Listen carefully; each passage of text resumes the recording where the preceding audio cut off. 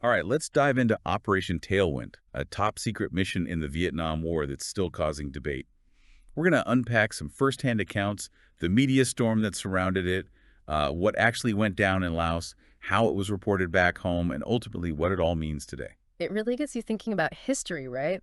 Especially when you're dealing with covert operations and conflicting information.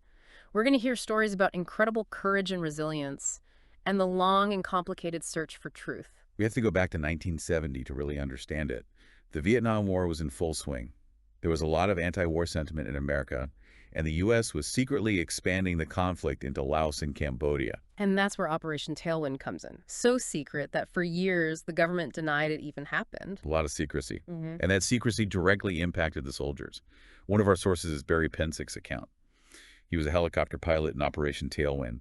And he talks about being ordered to go sterile, meaning they had to remove any way to identify themselves. Wow. If captured, they couldn't even prove they were American soldiers. Imagine that. You're putting your life on the line, but if you're captured, your own government might not acknowledge you even existed. The risks these soldiers were taking. Pensick's account really brings the mission to life.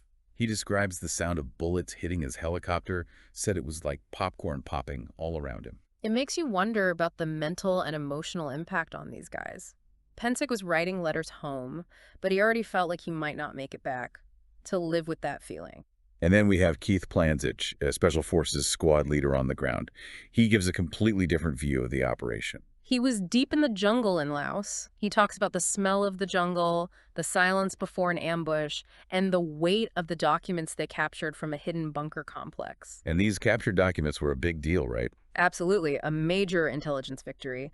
They gave the U.S. insight into the North Vietnamese Army's operations, their movements, tactics. Huge. So you have this successful secret mission, and then fast forward to 1998, CNN airs Valley of Death.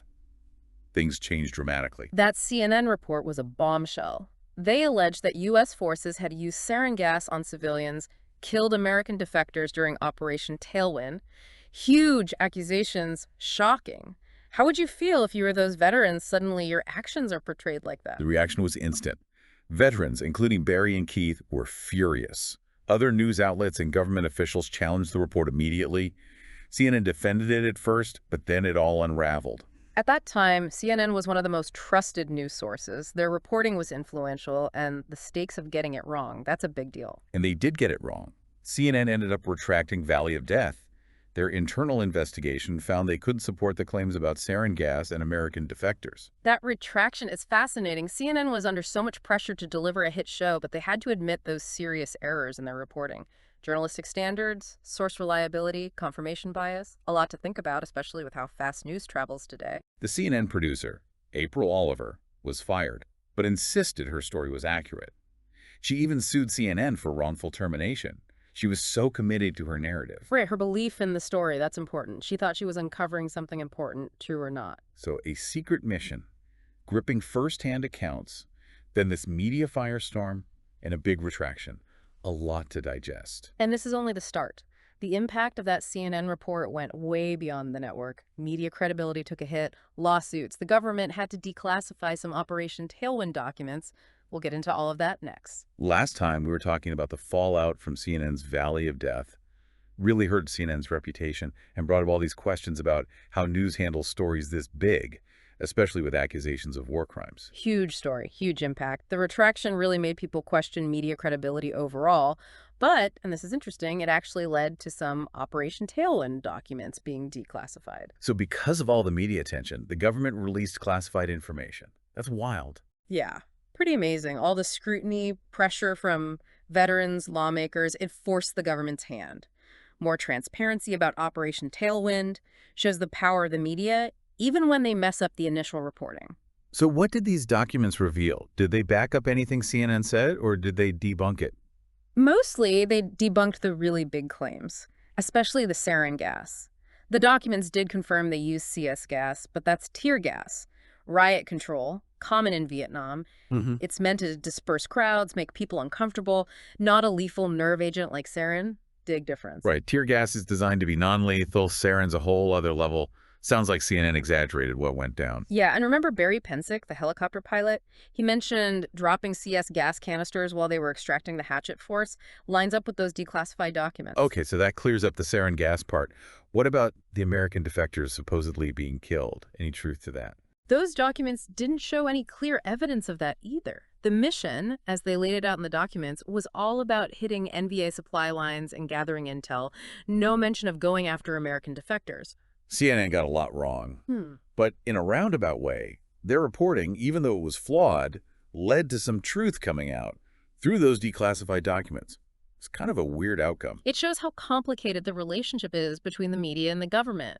They had to respond to those accusations, and they ended up having to be more open than they wanted to be.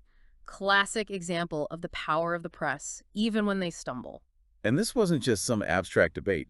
Real people were affected by this. Keith Plancich, you said he filed a defamation lawsuit against CNN. What happened with that? Yeah, Plancich's lawsuit, he didn't win. But his case wasn't about proving or disproving sarin gas. His point was that CNN used his image in the report with these false accusations, hurt his reputation. So even if CNN was wrong about sarin gas, they still used Plancich's image in a way that he felt was damaging. Right. He felt like CNN's reporting, no matter what their intentions were, made him look like a war criminal. That's a serious thing to accuse someone of, especially someone who served their country. Makes sense. Must have been so frustrating for him. To risk his life on a mission and then years later have his actions twisted like that. It shows how powerful media narratives are, even when they're proven wrong. How do you balance freedom of the press with protecting individual reputations? It's a tough one. But there's a positive side to Plancich's story. All the attention on Operation Tailwind, partly because of that CNN controversy, they reviewed his service record. He actually ended up getting 2 medals he should have gotten a long time ago, a Silver Star for Valor and a Purple Heart. So even though he didn't win the lawsuit, all of it led to him being recognized for his bravery on the mission. That's something. It is bittersweet for sure, but sometimes, even with all the controversy and wrong information, stories of real courage can shine through. These aren't just events. They're about people. What about Barry Pensick, the helicopter pilot? How would he react to all of this? Pensick wrote a book about it called Operation Tailwind, Memoirs of a Secret Battle in a Secret War. Really good read.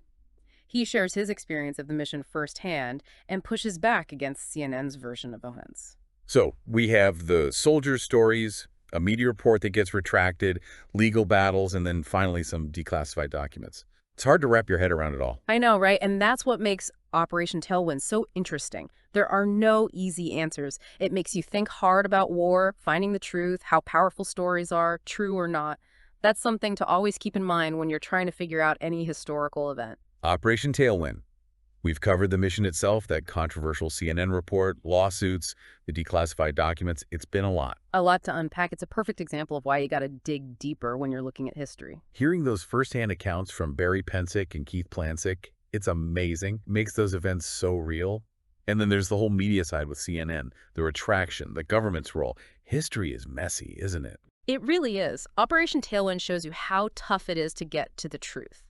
You have all these competing narratives, the soldiers, the media, the government, each trying to make sense of what happened, like a puzzle with pieces that don't fit.